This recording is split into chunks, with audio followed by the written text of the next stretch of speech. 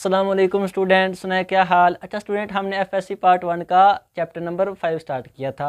तो पीछे हमने एंगुलर मोमेंटम के ऊपर डिटेल से बात की थी कि एंगुलर मोमेंटम है क्या, क्या उसका रोल है, क्या उसकी इंपॉर्टेंस है फिज़िक्स में, और किस तरह के न्यूमेरिकल उसमें से आ सकते हैं ई कैट और एम कैट में से। तो आज हम डिस्कस करेंगे law of conservation of angular momentum. तो सबसे पहले हम देखेंगे कि इस लॉ की इम्पोर्टेंस क्या है फिज़िक्स में। देन हम देखेंगे कि ये लॉ है क्या, क्या इसकी स्टेटमेंट है, क्या ये हम इंफॉर्मेशन प्रोवाइड करता है, क्या क्या चीज़ें हम इसे सीख सकते हैं। आपको फील आ जाएगा, मज़ा आ जाएगा कि law of conservation of angular momentum असल में है क्या। तो मेरा नाम जाहिद इमरान और आपका ये चैनल फिज़िक्स एकेडमी। तो चलें शुरू करते हैं law of conservation of angular momentum के ऊपर। तो student, law of conservation of angular momentum, तो सबसे पहले देखते हैं कि ये जो लॉ है इसकी इम्पोर्टेंस क्या है। तो स्टूडेंट, हमारे पास फिज़िक्स में कुछ लॉ ऐसे हैं जो कि फंडामेंटल लॉ है, उन्होंने हर जगह अप्लाई होना है। हमारे पास छोटे से छोटे पार्टिकल से लेकर बड़े से बड़े पार्टिकल तक, माइक्रो पार्टिकल से लेकर मैक्रो पार्टिकल तक है। हमारे पास जो एलिमेंट्री पार्टिकल होती हैं, इलेक्ट्रॉन, प्रोटॉन, न्यूट्रॉन से लेकर बड़े ऑब्जेक्ट जैसा कि सैटेलाइट्स हैं, ये हमारे पास प्लैनेट्स हैं, ये तमाम ऑब्जेक्ट उन लॉज को फॉलो करते हैं, उन लॉ को ओबे करते हैं। उन लॉ को हमारे पास लॉ ऑफ फंडामेंटल कहते हैं। जैसा कि law of conservation of mass है, ये भी हमारे पास एक फंडामेंटल लॉ है कि मैस ने हमेशा कंजर्व रहना है। चाहे मैस कन्वर्ट हो जाए एनर्जी में, चाहे एनर्जी कन्वर्ट हो जाए मैस ने, लेकिन रहना कंजर्व है, कांस्टेंट रहना है। इसी तरह law of conservation of energy है, चाहे हम एनर्जी को एक फॉर्म में दूसरी फॉर्म में कन्वर्ट कर सकते हैं, तब्दील कर सकते हैं, लेकिन एनर्जी ने कंजर्व रहना है, कांस्टेंट रहना है। वो बदल नहीं सकती, ना कम हो सकती है ना ज़्यादा हो सकती है, वो हमेशा कंजर्व रहेगी। बिल्कुल इसी तरह law of conservation of angular momentum, ये भी एक हमारे पास फंडामेंटल लॉ है जो कि ये बताता है कि हर पार्टिकल, एलिमेंट्री पार्टिकल से लेकर प्लैनेट्स और सैटेलाइट तक तमाम ऑब्जेक्ट इस लॉ को फॉलो करते हैं, इस लॉ को ओबे करते हैं। तो ये हमारे पास इंपॉर्टेंस थी इस law of conservation of angular momentum की। अब हम देखते हैं कि ये लॉ है क्या, क्या इन्फॉर्मेशन हमें प्रोवाइड करता है, क्या क्या चीज़ें हमें बताता है। तो इसको देखने से पहले हम देख लेते हैं law of conservation of linear momentum, जो कि हमने पीछे पढ़ा था कि law of conservation of linear momentum हमें क्या बताता है। तो हमने कहा था कि जो न्यूटन का सेकंड लॉ है मोमेंटम की फॉर्म में, वो हमने इस तरह कहा था। हमने कहा था कि जब भी किसी ऑब्जेक्ट पर फोर्स लगती है तो उस फोर्स की वजह से उस ऑब्जेक्ट के लीनियर मोमेंटम में चेंज आ जाता है। ये था न्यूटन का दूसरा लॉ, सेकंड लॉ, किस फॉर्म में, फोर्स और मोमेंटम के फॉर्म में। अब हमारे पास अगर तो फोर्स हो जाए कांस्टेंट, अगर हम कहते हैं कि एक्सटर्नल फोर्स या नेट फोर्स, ये हमेशा स्टूडेंट याद रखना, ये नेट फोर्स होती है, ये आपने लाजमी याद रखना। फोर्स हमारे पास नेट टाइम लेंगे, चाहे हमारे पास फोर्स हो सकती है अगर एक्सटर्नल भी लग रही हो, इंटरनल भी लग रही हो, लेकिन उनका नेट ज़ीरो हो जाए तो नेट फोर्स हम हमारे पास क्या लेंगे, कंसिडर करेंगे। चाहे फोर्स लग रही होगी, लेकिन जो हमारे पास नेट होगा हम वहीं देखेंगे, वहीं कंसिडर करेंगे। तो नेट फोर्स हमारे पास अगर हो जाए ज़ीरो, ये हमारे पास ज़ीरो होगी, तो ये सारा किस चीज़ के इक्वल आ जाएगा, इक्वल टू ज़ीरो। तो यहाँ से क्या पता चला, ये हमारे पास होता है चेंज। ये जो डेरिवेटिव है स्टूडेंट, ये हमारे पास बताता है चेंज। किसी भी ऑब्जेक्ट में अगर चेंज को देखना हो तो हम उसका डेरिवेटिव ले लें, तो उस क्वांटिटी का चेंज हमारे पास आ जाता है। अब ये जो चेंज किसका है, मोमेंटम का। अब मोमेंटम का चेंज स्टूडेंट हमारे पास क्या है, ज़ीरो है, कांस्टेंट है। तो इसका मतलब क्या है कि मोमेंटम हमारे पास जो चेंज है वो ज़ीरो है, मतलब कि चेंज आ ही नहीं रहा, तब्दील ही नहीं हो रहा। तो जब भी कोई क्वांटिटी हमारे पास तब्दील ना हो रही हो, उसका डेरिवेटिव, उसका चेंज ज़ीरो हो, तो इसका मतलब होता है वो वाली क्वांटिटी कांस्टेंट है। तभी तो चेंज नहीं ना हो रही स्टूडेंट, तभी तो उसका चेंज ज़ीरो आ रहा है, क्योंकि वो कांस्टेंट है, उसने कांस्टेंट रहना है, उसमें चेंज पॉसिबल है ही नहीं उस वक्त जब उसके ऊपर नेट फोर्स ज़ीरो हो। तो यहाँ से क्या पता चला कि मोमेंटम क्या है, कांस्टेंट है। जितना मोमेंटम हमारे पास इनिशियल में था उतना ही मोमेंटम हमारे पास फाइनल में होगा, उसमें कोई चेंज नहीं आएगा। चेंज हमारे पास क्या होगा, ज़ीरो होगा, क्योंकि हमने अभी कहा कि जब नेट फोर्स ज़ीरो हो तो उसका में जो चेंज आता है मोमेंटम में वो ज़ीरो होता है। तो बिल्कुल इसी तरह ये जो चेंज है मोमेंटम में, ये हमारे पास क्या आ रहा है, ज़ीरो आ रहा है। जिसका ये मतलब है कि वो वाली क्वांटिटी कांस्टेंट है, कंजर्व है, उसमें चेंज ही नहीं आ रहा। ये तो थी लीनियर मोमेंटम की बात, जब हमने लीनियर मोमेंटम के केस में ये सब डिस्कस किया था। लेकिन आज हम देखेंगे कि एंगुलर मोमेंटम किस तरह कंजर्व होता है। तो यहाँ से हम पहले देखते हैं कि एंगुलर मोमेंटम रिलेट किसके साथ है।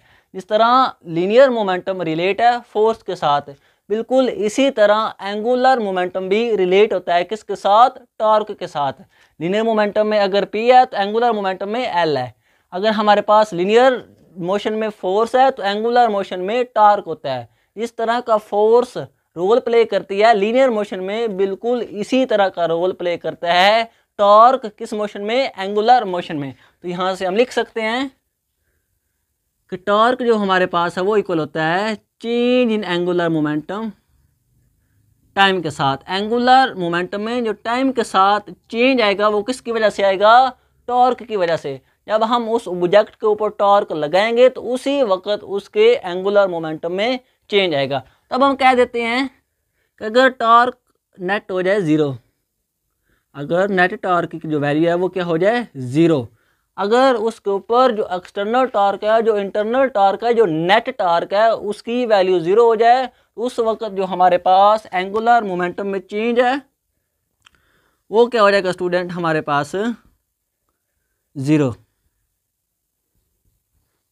अगर हमारे पास एंगुलर मोमेंटम में चेंज ज़ीरो है तो इसका क्या मतलब है कि एंगुलर मोमेंटम क्या है, कांस्टेंट है, कंजर्व है, वो हमारे पास कभी भी चेंज नहीं होगा। इनिशियल मोमेंटम और फाइनल मोमेंटम हमारे पास हमेशा सेम होंगे, इक्वल होंगे, वो कंजर्व होंगे।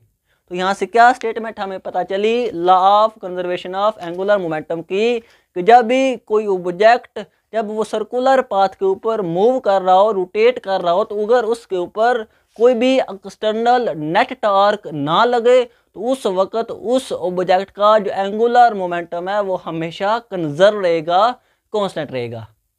क्या स्टूडेंट दोबारा सुन लें, कोई भी ऑब्जेक्ट अगर सर्कुलर पाथ के ऊपर मूव कर रहा है, रोटेट कर रहा है, और उसके ऊपर कोई भी एक्सटर्नल टॉर्क अप्लाई नहीं हो रहा, उसके ऊपर कोई भी टॉर्क नहीं लग रहा, तो उस वक्त वो वाला ऑब्जेक्ट जो कि सर्कुलर पाथ के ऊपर मूव कर रहा है उसका एंगुलर मोमेंटम हमेशा कंजर्व रहेगा, कांस्टेंट रहेगा, उसमें कोई भी चेंज नहीं आएगा, कोई भी तब्दीली नहीं आएगी।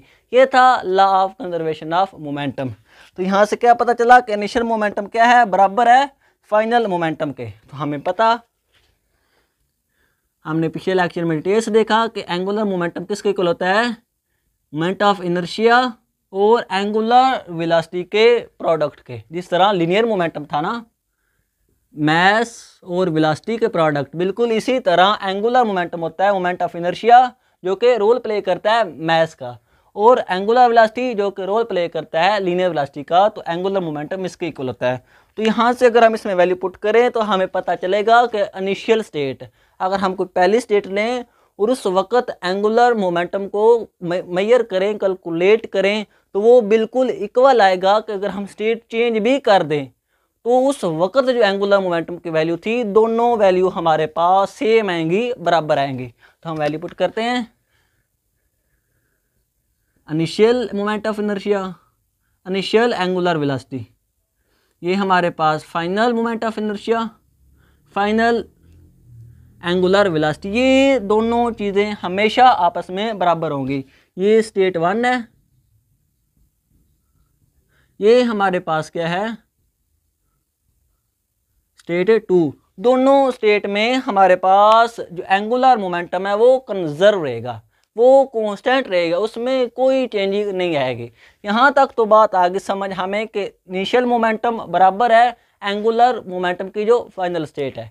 अब समझते हैं कि कैसे। ये तो हमने बात सारी मैथमेटिकल फॉर्म में प्रूव कर ली कि इनिशियल मोमेंटम एंगुलर और फाइनल एंगुलर मोमेंटम आपस में बराबर होते हैं, कंजर्व होते हैं, उसमें कोई चेंजिंग भी नहीं आती। अब हम देखते हैं कि कैसे। अगर हम एग्जाम्पल देखेंगे तो आपको फील आ जाएगा कि किस तरह इनिशियल मोमेंटम और एंगुलर जो मोमेंटम की जो फाइनल स्टेट है वो बराबर होती है। तो स्टूडेंट, इसको समझने के लिए सपोज करें हमारे पास एक ऑब्जेक्ट है, ये उसकी स्टेट 1 हो गई, ये उसकी स्टेट 2 होगी, और वो ऐसे रिवॉल्विंग चेयर के ऊपर बैठा हुआ है ऐसे,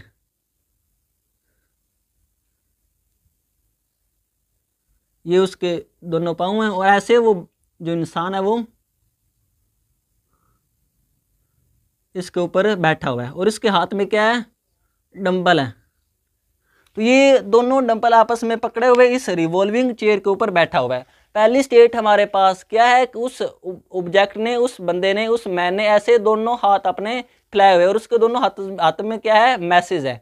अब जैसे ही वो रिवॉल्व करेगा, पहली उसकी स्टेट क्या है कि उसका जो हाथ है वो ऐसे दूर है, और ये उसका एक्सिस ऑफ रोटेशन है जो बिल्कुल उसके सेंटर में से पास कर रहा है ऐसे ऐसे।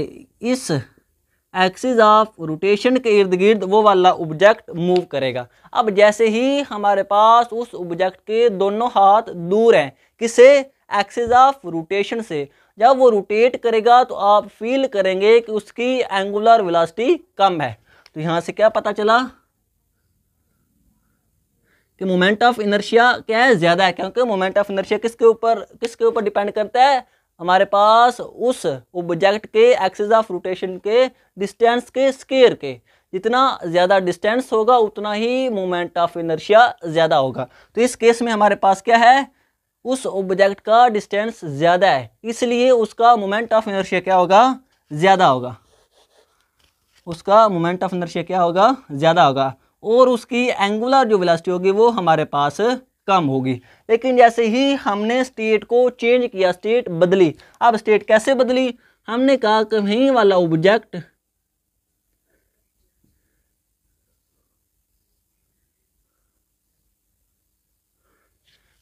ऑब्जेक्ट उसने ऐसे ही मैसेज को पकड़ा हुआ है, और अब उसने हमारे पास ऐसे पहले वैसे रोटेट कर रहा था अपने एक्सिस के इर्द गिर्द, और उसके जो हमारे पास डिस्टेंस था एक्सिस ऑफ रोटेशन से वो ज़्यादा था।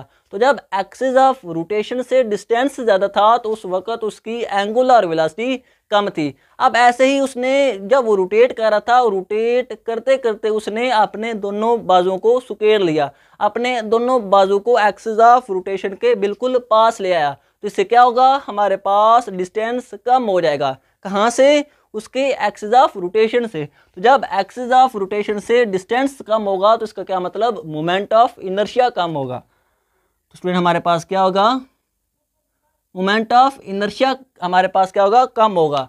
अब एंगुलर मोमेंटम को कंजर्व करने के लिए, कांस्टेंट रहने के लिए, उस ऑब्जेक्ट की एंगुलर वेलोसिटी में हमेशा लाजमी इंक्रीज आएगा। तभी ये हमारे पास नेचर ही उसकी ऐसी है, नेचर ने उसको ये हमारे पास जो लाया ये उसके ऊपर फिट किया हुआ है कि जब भी उसका मोमेंट ऑफ इनर्शिया कम होगा तो हमारे पास एंगुलर मोमेंटम को कंजर्व करने के लिए नेचर उसकी एंगुलर वेलोसिटी इंक्रीज कर देगी, खुद ब खुद बढ़ जाएगी। जैसे ही वो ऐसे मूव कर रहा था, जैसे ही वो हमारे पास बाजू अपने करीब लाएगा तो उसकी एंगुलर वेलोसिटी बढ़ जाएगी, क्यों, ताकि ये दोनों जो प्रोडक्ट है ये कांस्टेंट रह सके, कंजर्व रह सके, एंगुलर मोमेंटम में कोई चेंज ना आ सके। तो जैसे ही मोमेंट ऑफ इनर्शिया कम हुआ तो एंगुलर वेलोसिटी क्या होगी, बढ़ गई, ताकि प्रोडक्ट हमारे पास क्या आ सके, कांस्टेंट आ सके। अगर ये पहले 2 था और ये पहले हमारे पास क्या था, ये पहले अगर 5 था और ये 2 था, दोनों का प्रोडक्ट हमारे पास क्या आ रहा था, 10। अब जैसे ही मोमेंट ऑफ इनर्शिया कम हुआ, हमारे पास उस ऑब्जेक्ट ने अपने बाजुओं को सुकेड़ा, मोमेंट ऑफ इनर्शिया कम हुआ, तो ये 5 से होकर 2 हो जाएगा। तो अब इसी प्रोडक्ट को कंजर्व करने के लिए, एंगुलर मोमेंटम को कंजर्व करने के लिए उस ऑब्जेक्ट की एंगुलर वेलोसिटी बढ़ जाएगी, और वो कितनी हो जाएगी, 2 से बढ़कर 5 हो जाएगी, ताकि जो इनका प्रोडक्ट है वो हमारे पास क्या आ सके, कंजर्व आ सके। ये था law of conservation of angular momentum, जो कि ये बताता है कि जब इस ऑब्जेक्ट के ऊपर कोई एक्सटर्नल, कोई नेट टॉर्क ना लगे तो इसका जो इनिशियल एंगुलर मोमेंटम है और जो फाइनल एंगुलर मोमेंटम है वो हमेशा कांस्टेंट आएंगे, कंजर्व रहेंगे, उनमें कोई चेंज भी नहीं आएगा। ये था law of conservation of angular momentum. अब स्टूडेंट हम समझते हैं एक और इम्पोर्टेंट बात, यहाँ तक तो सारे समझ लेते हैं यहाँ तक तो बात आ गई समझ कि एंगुलर मोमेंटम क्या है। जब कोई एक्सटर्नल टॉर्क ना लगे तो दोनों इनिशियल स्टेट और फाइनल स्टेट का एंगुलर मोमेंटम सेम आएगा, उनमें जो चेंज है वो हमारे पास क्या होगा, ज़ीरो होगा। अब स्टूडेंट एक और इम्पोर्टेंट बात है, वो हम इधर लिख लेते हैं। हमें पता है कि एंगुलर मोमेंटम क्या होता है, mv/r, यही हमारे पास फार्मूला होता है ना, r क्लास p। अगर एंगल 90 हो तो वो हमारे पास क्या बन जाएगा, rmv। अब अगर हम इसमें वैल्यू पुट करें, मैथ तो हमेशा कांस्टेंट रहेगा, वो तो एक कांस्टेंट क्वांटिटी है। ये इनिशियल, ये हमारे पास क्या आ जाएगा, फाइनल। मैथ में ऐसे कट गया, पीछे हमारे पास क्या बचा, initial velocity, initial displacement, final velocity, final displacement. अब स्टूडेंट जो बात यहाँ तक तो आगे समझ, अब जो बात यहाँ पे गौर करने वाली है वो ये है, हमने पीछे भी रिलेशन पढ़ा था किस किस का, लीनियर वेलोसिटी का और एंगुलर वेलोसिटी का। वहाँ पे हमने कहा था, वहाँ पर स्टूडेंट हमने कहा था कि v = r ओमेगा। क्या मतलब, वेलोसिटी और जो रेडियस होता है ये हमारे पास क्या होते हैं, डायरेक्टली प्रोपोर्शनल होते हैं। अगर हम रेडियस बढ़ा देंगे तो उस ऑब्जेक्ट की टेंजेंट वेलोसिटी में इजाफा होगा, वो बढ़ेगी। लेकिन जब हमने इस law of conservation of momentum को देखा तो हमने ये देखा कि हमारे पास रेडियस और वेलोसिटी आपस में इनवर्सली प्रोपोर्शनल है। अगर रेडियस बढ़ रहा है तो वेलोसिटी हमारे पास क्या है, कम हो रही है। हमने यही ऑब्जर्व किया ना स्टूडेंट कि जैसे जैसे जब रेडियस ज़्यादा था तो उसकी एंगुलर वेलोसिटी कम थी, अगर एंगुलर वेलोसिटी कम थी तो उसका वेलोसिटी, टेंजेंट वेलोसिटी भी कम थी।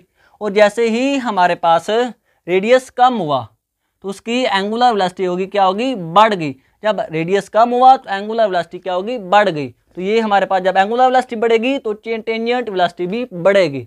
तो यहाँ से क्या प्रूव हुआ कि रेडियस और जो वेलोसिटी है टेंजेंट वो आपस में इनवर्सली प्रोपोर्शनल है। अगर रेडियस कम तो वेलोसिटी ज़्यादा। लेकिन पीछे तो हम ये पढ़ के थे कि जैसे जैसे रेडियस बढ़ेगा उस ऑब्जेक्ट की टेंजेंट वेलोसिटी में इजाफा होगा। अब ये ठीक है या ये ठीक है, ये तो क्वेश्चन है ना। इधर हमारे पास इनवर्सली प्रोपोर्शनल आ रहे हैं और इधर हमारे पास वेलोसिटी और रेडियस डायरेक्टली प्रोपोर्शनल आ रहे हैं।